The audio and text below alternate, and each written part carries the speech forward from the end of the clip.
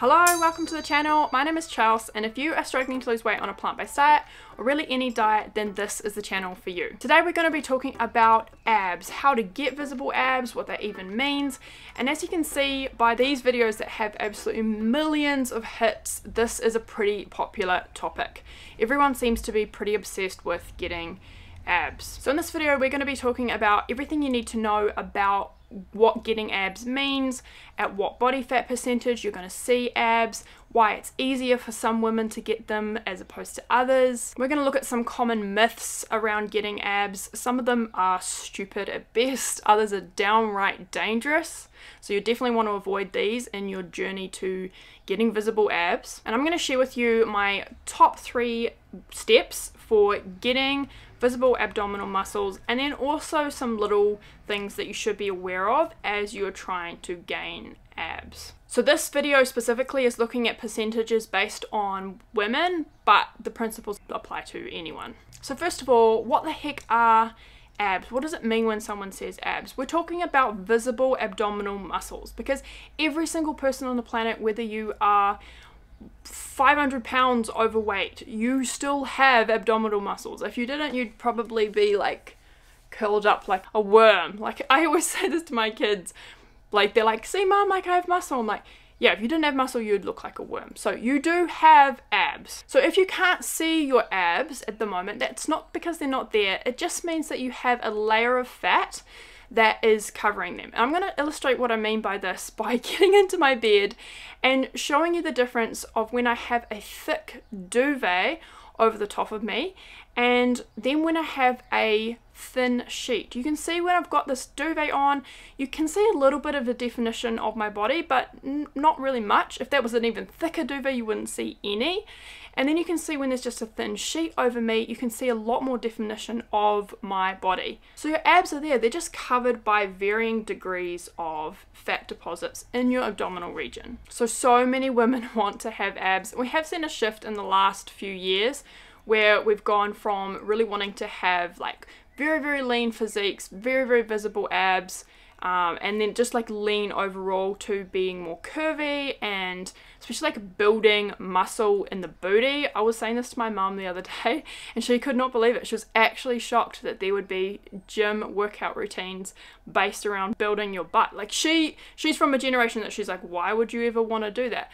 So when it comes to something like why we've got this fixation on building abs or having those visible, I don't know exactly why that is, but when it comes to a fat loss journey, something like getting visible abs, it's a pretty good indicator that you're at a very low body fat percentage, that you're going to be lean pretty much everywhere else, because especially for women, fat deposits around the stomach can often be the last place that fat actually goes. So abs is kind of like a standard of leanness for women. So first of all, it's really important to understand that visible abs are going to be associated with a low body fat percentage. These two are going to go hand in hand. So the question is then, at what body fat percentage are you going to have small enough covering of fat over your stomach so that your abs actually pop through? So this is going to vary slightly between individuals, and we'll get into that in a second, but an easy way to just kind of get a gauge of how visible your abs are going to look at different body fat percentages is to see one of these charts that I'm sure we've all seen. I'm going to bring it up right now. So what you can see is that anywhere kind of under 22% body fat and then going down the range, you're starting to see an increasing amount of ab definition. At this one here, like 10 to 12% body fat, you can see that there is a lot of muscle definition. And think about that sheet analogy. There's just not a lot of fat that's covering the muscles, so they're super visible. That's when they're going to pop out. And here's the thing about this. If you have got a bit of a goal in mind of how you want your physique to look, you can have a look and see, well, where does that end up in this kind of chart? And for me, I sit around here. The lowest body fat percentage that I've ever had is about 18% body fat, so much, or kind of like in between here, closer to this over here. But at these different levels, you're going to have it increasingly difficult to achieve. So I believe that it's relatively easy to achieve this 22 maybe 20 to 23% body fat with a whole foods plant-based diet. You have some treats in there, have some flexibility, but as you get to 15 to 17% body fat, it's really quite hard for most people to sustain this, and 10 to 12 is not even healthy for women to maintain year round anyway. So it shouldn't really be a goal for anyone unless you're a professional fitness competitor or bikini competitor, and even that is something that most people wouldn't be doing year round. It's not a physique that they would maintain all the time. Another thing to understand about this is genetics do play a bit of a role in where you store fat predominantly. Some people are going to see visible abs even at 25% body fat. That's not me. I tend to store more fat on my stomach, so for me to have like really quite visible ab definition, I've got to be more around that 18% or 19% body fat. Just because you have the same body fat percentage as someone does not mean that your body is going to distribute that exactly the same as the person that you're comparing yourself to online. You could have exactly the same body fat as someone and they could have more visible abs, or you could have more visible abs than they do. So this is a picture of Cassie. Cassie is an amazing person. She is a great friend of mine, and she's lost over 50 pounds since joining my program Lean with Plants. She's now a coach in Lean with Plants, and at this lower body fat percentage that she's now arrived at, she's got quite visible ab definition. She's actually at a higher body fat percentage than me. She has more visible abs than I do, simply because of her genetics. I saw this girl on TikTok the other day and I was like, damn, she has an amazing body, and she's got very, very definite ab definition. She's not skinny at all though, and I'm gonna just hazard a guess that her body fat percentage would be not like super low, not in that 15 to 17%, maybe a little bit higher, because you can see that she's got like more muscle and more of her weight distribution on her lower body. If I have the same level of ab definition as her, I would have to be at a very low body fat percentage. So just be aware of how genetics play a role in fat distribution when it comes to whether you actually have visible abs or not. So in the same way that some people are going to have a lower body fat percentage to have those visible muscles, some people can have a higher body fat percentage. And you see this quite often with women CrossFitters who have a slightly higher body fat percentage than, you know, your typical fitness influencer that you would see on Instagram. They look flippin' amazing, super strong, and they are training like beasts. So if you have a lot of muscle, like you would if you were competing in CrossFit games, then you're going to have more muscle popping through even at a higher body fat percentage. So you can see that there is a genetic component into where you store body fat as opposed to someone else, and that's going to contribute to whether you have visible abs or not. But remember, that's still within a threshold. And what I mean by a threshold is that to see any kind of visible abs, you must be in this range. And for most people, it's going to start around that 22 to 20% body fat for you to even have much of a hope of seeing visible abs. So anything over 30% body fat, even over 25% body fat, realistically, you're not going to see visible abs, no matter how hard you train. So if you want to actually see them, you're going to need to lower your body fat percentage above all else before you even do anything else. So how much ab definition is mostly dependent on your body fat percentage. It is also obviously a little bit dependent on how much muscle definition you actually have once those muscles are revealed, and that's where strength training and actually working those muscles comes in. Here's the thing though, even if you never were to train anything, you would still have some ab definition at those lower body fat percentage levels because there is already muscle there. Okay, so then how do you actually get abs? What is the process? So step one, you're going to have to focus on reducing your body fat percentage to under 23% body fat so that you can see those muscles. Let's address some of the myths that come with this. The first one is you cannot spot reduce fat. Doing more crunches or doing an exercise that says that it is a belly fat burner is not going to burn more fat on your stomach. anything you see online like muffin top exercises or 5-minute fat blaster, this is total BS. Any kind of fat targeting workout, anytime I see someone using that kind of terminology, in my mind they lose so much credibility because it's just not how it works and it's very misleading. Another one is that there's certain types of foods or certain eating windows or regimes that are going to burn fat on your stomach. And you've probably seen ads that are things like intermittent fasting for stomach fat percentage or the menopause diet for stubborn body fat. All of these things, it's so frustrating, but they're not true. They don't work. That is not how fat burning works. Anytime you see a workout program or a diet program that claims that that specific regime is what is going to be burning fat, then run.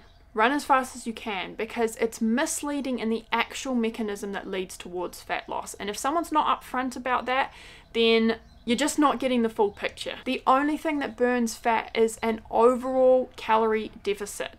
And I'm going to explain what that looks like in this clip. And this is a simple depiction of what that looks like, with the calories coming into your body and the calories going out of your body. When those two are equal, then you are maintaining your weight. There's no changes because you're not eating more calories than you need and you're not eating less, so you're not gaining or losing weight. Whether you have any idea what these numbers are or not, if you are currently maintaining your weight, then these two are about the same. That's how weight maintenance works.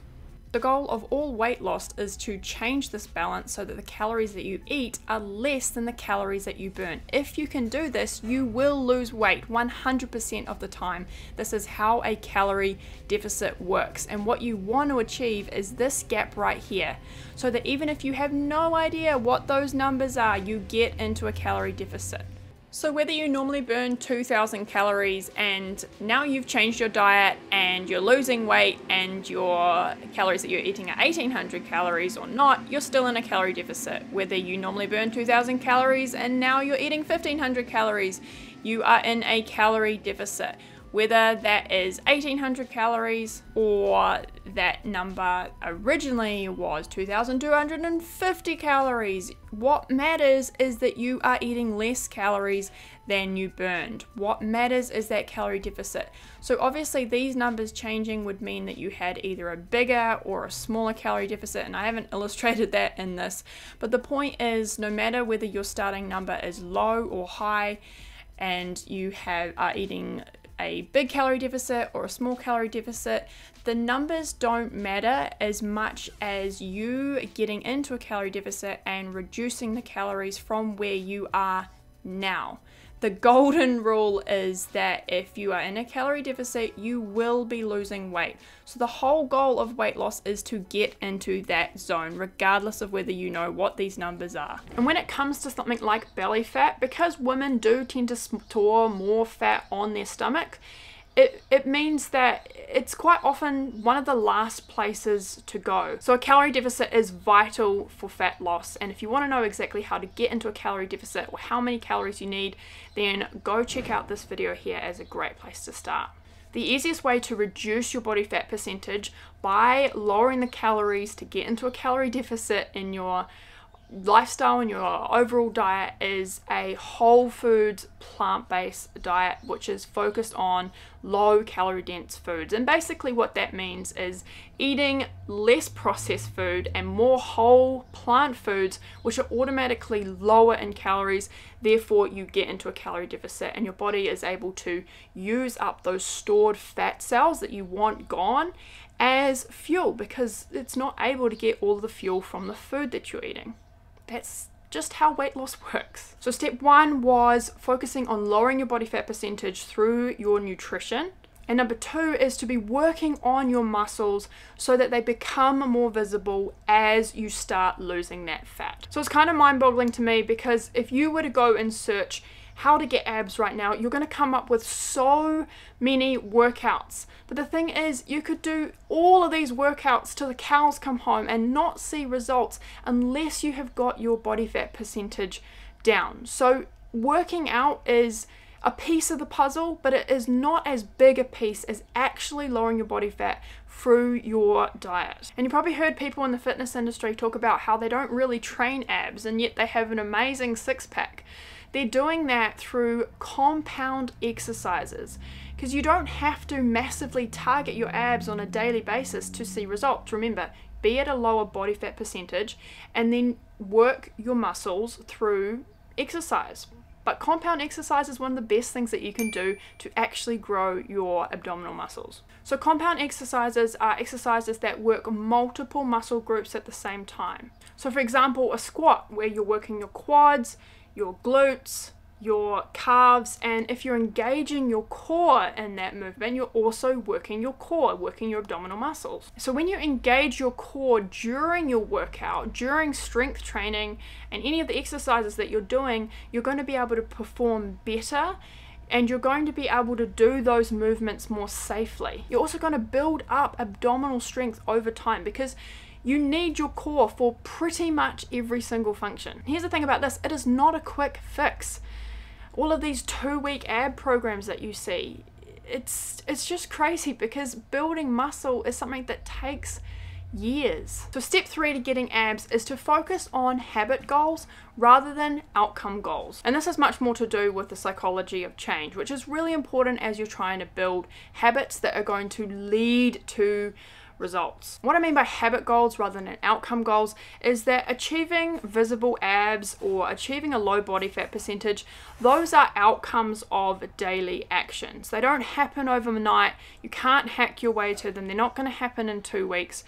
So if you are completely focused on them rather than the day-to-day steps to get there, you're probably not going to achieve them. If you instead focus on daily habit changes and actions that you can do today, and you see those as the real win, then they compound and build up over time to then let you achieve those outcome goals, or those outcomes in general that you really want. And it means that you can sustain them as well. So a habit goal would be something like, I go to the gym every 3 days, or I have a gym routine where I go and train every 3 days. I eat vegetables with half of my meals every single day. That is something, regardless of whether you have visible abs yet or whether you ever do, you can still have a win about, and it's more likely to lead you to those goals that you're wanting. So many people set things like, I need to lose a pound this week, or I need to lose 100 pounds in 6 months. And then because their habits are not connected to that goal, or there's so many things outside of your control that might stop you achieving that, when they don't, they feel like they want to give up. Especially if it's something like, I want to lose a pound this week, for whatever reason, let's say you don't. And then you're disappointed about that and you go back to the way that you were. Instead, focus on the habits, create those habit goals that are going to lead to the results. So it's going to take time to change. Even if you set a goal and you say, I want to do this every single day or every single week, there are going to be lots of times where you don't actually follow through on that. So have you got the hiccups? So in those moments, see improvement as a win. Redefine success as anything that gets you moving closer to that, even if it's not really hitting the mark in terms of where you'd like to be. Rather than judging yourself on the standard that you think you should be at, judge yourself on where you were and how you can be a tiny bit better than that. It takes time, so make this as sustainable and enjoyable as possible, because there isn't a quick fix. So lastly, in your pursuit of getting visible abs, understand that contrary to popular culture, most of getting visible ab definition is about the calories that you consume. It is a calorie deficit that you're in. It is calories in, calories out, and that has to do with your nutrition, not exercise. Even an hour of exercise a day is only a tiny portion of your day, whereas your nutrition and what you choose to eat is going to impact not only every meal that you have, but how you feel between meals as well. It's going to affect your energy levels, it's going to affect your mood. So focus a lot on keeping the nutritional side of what you do sustainable. As you start to lose weight, your body is going to be changing, and see that as success and see that as a win, even if you're not at your goal yet, or you don't have visible abs yet, appreciate the journey. Remember, a lot of the people that we compare ourselves to online, it's their job to look the way that they do. It's their job to have visible abs and be in workout videos 24/7. There's also a lot of women that are now coming out from being at that super low body fat percentage, and they're intentionally gaining weight because it just wasn't sustainable or worthwhile to them to have those visible abs year round. Now, I think that there is a bit of a pendulum swing with this, and people can easily go the other way where they don't really care. And from a scientifically objective health standpoint, we know that being in that 18 to 23% body fat is the most healthy range that you can be in. But there's nothing wrong with being at 20% body fat as opposed to 18. Another thing to remember is that when you're seeing and comparing yourself to someone online, there is editing that goes into that. There is posing and flexing and flattering lighting. So just because someone looks like they have super visible abs 24/7 doesn't mean that they don't still have belly rolls, or maybe even look similar to you do, and you just have a warped perception of reality. I know that I do a lot of the time. Moral of the story, don't compare yourself with someone who has unicorn genetics or a lifestyle that you don't want and wouldn't be able to maintain. I hope you found this video helpful and illuminating. Remember, the biggest takeaway is that if you want to have visible abs, you need to lower your body fat percentage, which comes from your calories in versus calories out, which is a calorie deficit. So focus 80-90% of your efforts there. I want to hear from you. Are you trying to get visible abs? Let me know in the comments. I want to know what your specific goal is. Okay, I will see you next week for another video. Bye!